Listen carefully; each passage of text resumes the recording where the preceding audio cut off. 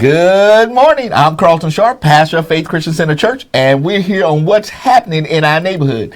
And today, my special guest is Mr. Chris Fisher from the Port of Beaumont. Welcome back, Chris. How you doing, Pastor Sharp? I'm doing wonderful, man. Good to be here. Hey, we haven't been here for a while. I know it. So tell us a little bit about the port. I tell you what, the port is growing. We're having record years. We've got a lot of really good positive things going on. I think the last time I was here, we was getting ready for a bond election. We're starting that, and that voters approved that 2-1, and we really are proud of the support that we get from the community. We're getting ready. We're starting that project now. We're working on that big dock project. Wow. That'll support, and so we've got a number of projects that we're working on. Now, what people need to understand is the port is an economic engine for our community. Yes. Talk to us about that. Well, our guidance, or what we strive to do, is generate jobs in Southeast Texas. The port itself only hires about 43 people directly, but we generate about 3,000 jobs in our area from our operations, and work with our customers over the public docks and wharves. And that's just the public docks and wharves at the upper end of the channel of the waterway. And there's a lot of great things going on the waterway too. So, you know, one of the things I noticed on your financial statements for the port that's on your website is that the port has $320 million worth of assets. Yes. Wow. We've been growing that quite a bit. Man, I mean, Chris, that's a lot. That is a lot. That is a lot. I can remember a time not too long ago it was less than 100 million. So we're tripling in size, and we've really been blessed with a lot of growth, and I think a lot of good economic impact that we're providing in our community. That's good. That's good. Hey, now you have some projects that are about to come up. Tell us a little bit about those. Well, there's a number of projects, and you know, when we talk about the Port of Beaumont, there's the Port of Beaumont Channel. That's about a 20-mile section of the Neches River above Sabine Lake. The lower end is the Port of Port Arthur Channel. That channel all together is third in the nation. Wow. And so when we talk about the public facilities on the waterway, the Port of Beaumont, the Port of Port Arthur, and then we have the ExxonMobils, the Motivas, Valeros.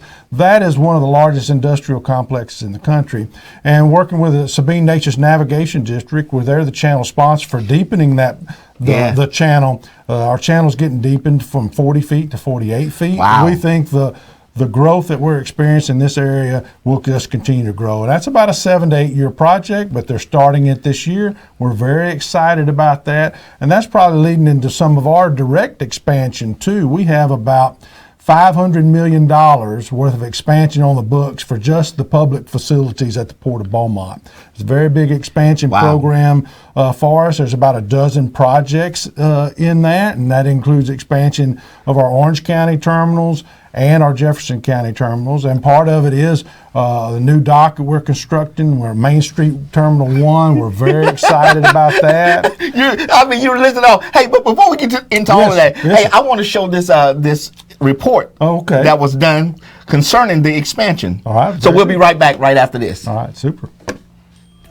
In tonight's Energy Matters, a more than $1 billion project along the Sabine Neches waterway will get underway in a few months to help with America's recent energy explosion. Yeah, the project will deepen the channel, starting at the Gulf, running to the Port of Beaumont. It will attract new development for the nation and allow bigger ships. William Blanchett tells us more about this huge undertaking. Companies say the deepening of the Sabine Neches waterway will attract new development by allowing ships with larger capacities to come to our ports.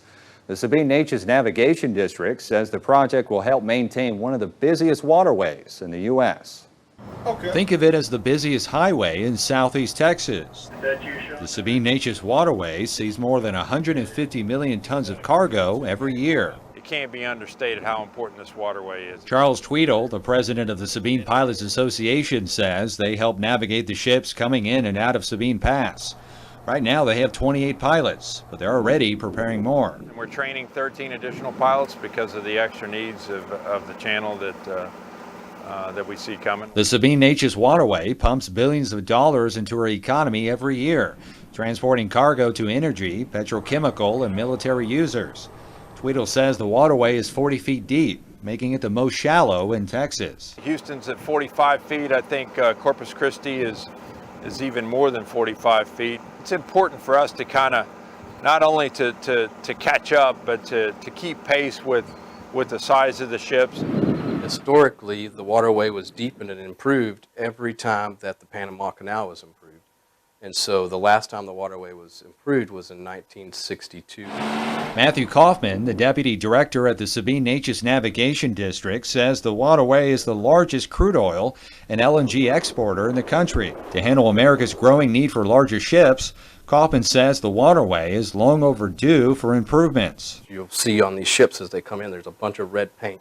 And that ship's designed to sit down to where there's no red paint showing. When they come into our waterway, there's a lot of red paint showing. The improvement project would deepen the waterway from 40 to 48 feet, starting from the Gulf of Mexico all the way to the port of Beaumont. Kaufman says the deepening would increase the capacity of a vessel by almost 50%, making it cheaper to move products worldwide. You've got to have a way to get these energies out of the nation. Carlton says the project was authorized in 2014. Last November, Congress released money to the U.S. Army Corps of Engineers for the construction. The feds would foot 75% of the $1.2 billion project. The Navigation District will pay for the rest, primarily using local tax dollars. That translates to increased efficiency for the owners in the terminals. Tweedle says the project would also increase the width of the channel, allowing more room for them to navigate larger ships. He expects everyone will enjoy the economic benefits, not just for ship owners being able to move more cargo. The deepening of the channel would create thousands of jobs. He believes the Sabine-Neches Waterway Improvement Project is vital to keeping the future of America alive. We've been around since 1881. We plan to be around, going forward. We look forward to continuing our good service to the ocean-going traffic in and out of Sabine. The dredging is planned to start in August. Matthew Kaufman at the Sabine-Neches Navigation District says they're looking to transport over 200 million tons along the waterway by the end of the year, helping to keep America as one of the biggest drivers of energy around the world. Wayne Blanchett, 12 News. Wow, Chris, that was amazing, man. I tell you, to see what's about to happen in our community at the Port of Beaumont, I mean, people need to understand it's going to be big. We're very excited about the opportunities all up and down the waterway. So. Now, that would make us, there's some incredible numbers that I see. Yes. Number one in exporter in the crude. Yes. Number one exporter of liquid natural gas. Third largest refinery capacity in the U.S. Yes. And the fifth largest port in the U.S. based upon tonnage. Yes. Yes. Wow. Yes. It's a very powerful industrial complex that we have here, and that includes all the public and private facilities on the waterway. And it's really, so there's thousands and thousands of jobs that are created from this waterway and our investment in this waterway. Wow. Now we're looking at some footage now of all the things that are coming through the Port of Beaumont. Yes. I see some cars. I see we're keeping things moving. Then the military. Yes. Well, so we handle, we handle a pretty diversified cargo base. We're basically a bulk and a break bulk port. So break bulk is anything that's shipped in unitized. So we do forest products, a lot of wood pulp. We do iron and steel, a lot of pipe, things like that. We do bagged agricultural commodities. We also handle the big project cargoes, which are the wind energy cargoes. They're getting bigger and bigger. Very huge components for these refinery expansions that are going on at ExxonMobil, Total, other places. We just handled some of the largest components we've ever handled at the Port of Beaumont for Total. And then we also do a lot of bulk. We have dry bulk. We have our grain elevator, our grain terminal that with Lewis Dreyfus Commodities operating that. We have a dry bulk terminal handles aggregate that Kinder Morgan operates for us. And we diversified into liquid bulk. We diversified into liquid bulk, and that is one of our biggest growing areas in Orange County, where we partner with Jefferson Energy, and that's a very large growing facility for us to handle liquid bulk in Orange County. And they're getting ready to do something bigger with one of the other refiners that they're negotiating with right now. They have a number of things. They have a number of things in the works. we just approved, and I know we'll talk about public-private partnerships in a little bit, but we just approved a $500 million, actually it was $1 billion bond resolution. We expect to issue $500 million in bonds and working through a public-private partnership for expansion on our Jefferson Energy Terminal. Wow. Now you've been setting some records too. Yes. Yes. Hey, you've been setting some records. So talk to us about the records that's been set. Well, this past year, and we're talking, and when we look at just the public facilities that we govern at the top of the Sabine-Neches Waterway, we've never handled over 5 million tons over those facilities. This year we handled over 6.5 million tons. Wow. So we not only did we set a new record, we shattered a record there. And our revenues are up significantly too. 42%, I see. Yes. So revenues are up 42%. And what's good about that, so when the port makes money from its operations, that's money that we can invest back into the capital infrastructure of the port to create more jobs and generate more economic impact in the area. And that's, so when we make money, that's what we do with it. We invest it back in the public facilities. Now, okay, so with the records, there comes new construction. Yes. And you have some capital projects that are about to take off. Yes. In the next year or so, or now. Oh, exactly. So I touched on that briefly. It's so we have about a $500 million capital expansion program going on right now. That is probably going to grow a little bit to $600 million or so because these are dynamic. So particularly, well, the Jefferson Energy project itself is going to be about close to $500 million. Wow. So that expansion is going on, and then we've got our Main Street Terminal Wharf, which is about an $80 million project. We've got our rail expansion project, which is another $15 million roughly. We have a number of lot projects. That's another $10 million. We are crammed full, and we are trying to expand our hard surface open storage cargo bases to handle more cargoes like wind energy, like military. And of course, we remain the #1 military cargo port in the world. Yeah. So. Wow. Yes. Wow. Okay. Now, earlier you start to mention about the public-private partnerships. So yes. So when we do our expansions and we talk about issuing bond issues, now sometimes we do bond issues that are public supported. We did one for $85 million a few years ago, and we talked about that bond election. The voters supported us on that, and that was a project that was very important to us, and the public support was very important. But we also try to do these projects and do various utilize port funds to leverage private investment, and that's the public-private partnerships. So, for example, in Orange County, over the last few years, the port spent about $50 million of money that we had made from our operations, and we got a few grants, and now that's developed into a huge terminal over there that's generated getting close to $1 billion of private investment. Wow. So that's Jefferson Energy. We also have a private partnership with operating our grain elevator with Lewis Dreyfus. So we put some funds in, they put some funds in, and then Kinder Morgan's the same way. So we have our bulk terminal with them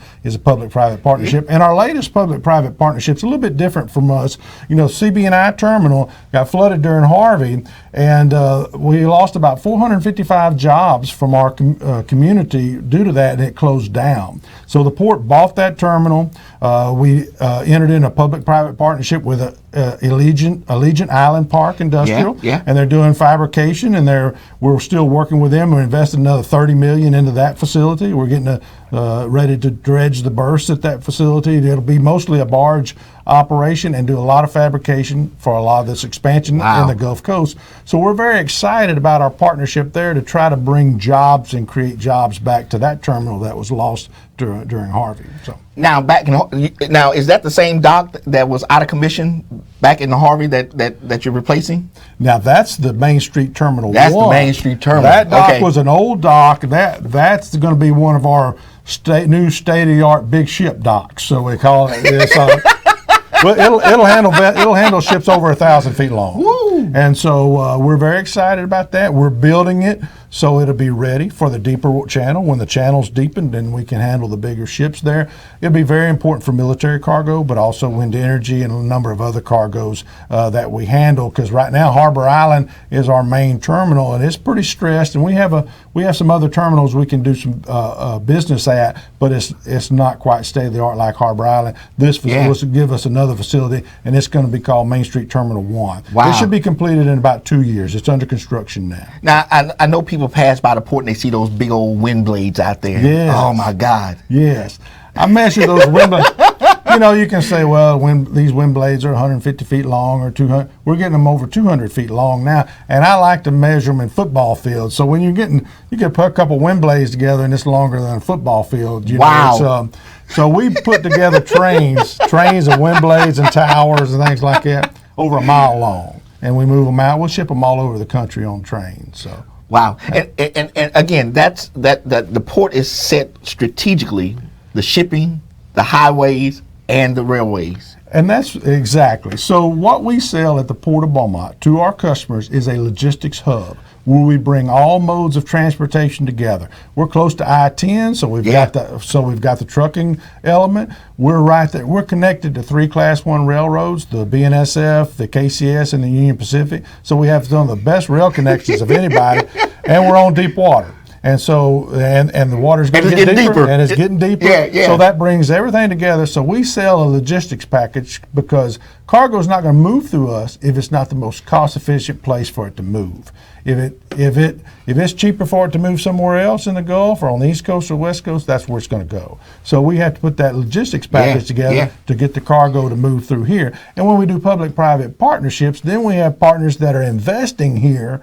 And so when they're investing here, they're committed to bring that business here. And that's another advantage of working like that. And guess what, Chris? That means that there's resources in our community. Exactly. Because there's gas stations, there's restaurants, there's hotel. I mean, all of that. Well, when we look at economic impact, and we're redoing our numbers now, but it's several billion in economic impact that the port contributes, because we're looking at direct impact, indirect impact, induced, and that's the ripple effect from people that work in jobs, whether you work at the Port of Beaumont or you work at a job that's related to activities at the Port of Beaumont, and then you buy a home and you go to Parkdale Mall or you go somewhere to shop, you know, and so it's a ripple effect, and it creates that economic impact.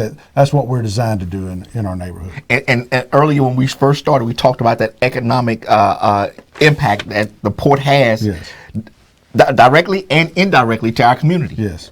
Wow. Yes. So, and that's really what we strive to do.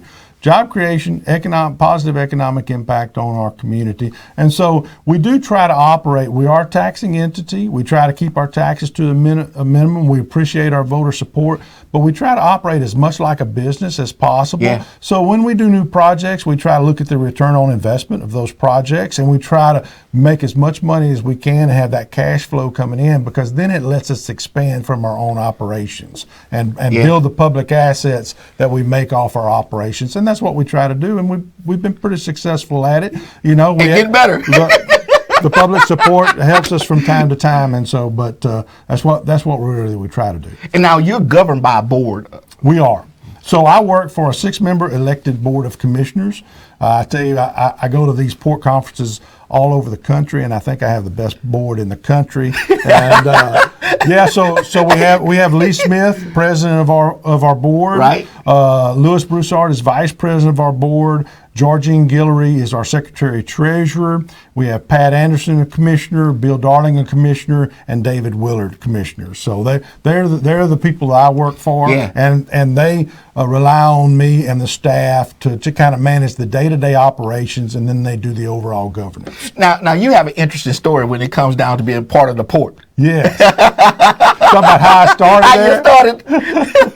Well, you know, we are a family. We feel like we're a family at the port. So I started at the Port of Beaumont in 1981 as a security guard. So My dad actually worked in the port. It's like, not everybody works for the port. My dad worked in the port for the Santa Fe Railroad. He's doing some clerking down there. And he just said, I heard that one of those security guards was going to quit. There's an opening. And so I went down and applied, and they said, there's no opening. And so I walked out. The guy walked in and quit, and I was just a handy, and they called me. They said, you still want the job? So I took the job. So that's how I worked my way through Lamar University as a security guard working graveyards, and I did that for about 9 years out there at the Port of Beaumont. They made us police officers, so we became police officers. But I got to learn a lot about the port, and then I moved over. I got an opportunity. I thought I was going to go to law school, and I got accepted to go to law school, but the opportunities came open at the Port of Beaumont, and I went back and got my MBA at Lamar University, and I was a sales rep. I was an administrative assistant, so I kind of did everything no one else wanted to do, but it gave me a good, well-rounded deal. And then after I did that for several years, I was director of finance administration, and the board took a chance on me as a young man to come in and be interim. And as our port director left, took another job to be interim, and I really appreciate the opportunity they gave me, and they decided to stick with me, and that's been 17 years now. Wow. So I've been port director for 17 years, and I really appreciate our board and the great staff that works with me as well. We have a wonderful staff at the Port of Beaumont. You couldn't do it by yourself. No, we run pretty lean with our staff, but they're a great group of people, and they do a wonderful job for me and our board. Wow. So Chris, what's upcoming for 2020? 2020, we hope a little bit more of the same. So sometimes we have to keep our expectations real. We set such great records this year, and so sometimes I have to say, well, we can't win the Super Bowl every year, but we're going to try to win the Super Bowl every year. We're going to try to be the Patriots. So can you give us 42% again next year? We're going to try. We're going to work on it. But we are continuing to grow. We're doing a lot of growth, and that's with this. There's a lot of opportunities for us to continue to beat those records that we set this year, and that's where our $500 million bond issue. And when we talked about that $500 million bond issue, and we're talking about public-private partnerships, there's really no cost to the taxpayer in doing those type of deals. That's good. That's funded by business, and we leverage the port's investment in that. And so it's really private funding, creating private jobs that we've leveraged to do that. And it's really a win-win for everybody. Man, Chris, when that 8 foot deeper come in, man. I'm very excited to see Randy Reese and the people at the Sabine Neches Navigation District, they're the channel sponsor, and so that's their responsibility to deepen that waterway and maintain the waterway, and they're doing an excellent job on that to keep us all in position to continue to grow. All right, Chris, well, look, we done gone through it a lot, and man, I want to thank you for coming and talking to us about it. Tell you what, it's always a lot of fun. It really is. Thanks, Pastor. Hey, well, listen, I want to thank Chris for joining us today, and I want to thank you for joining us on what's happening in our neighborhood. And we will see you next time on our broadcast.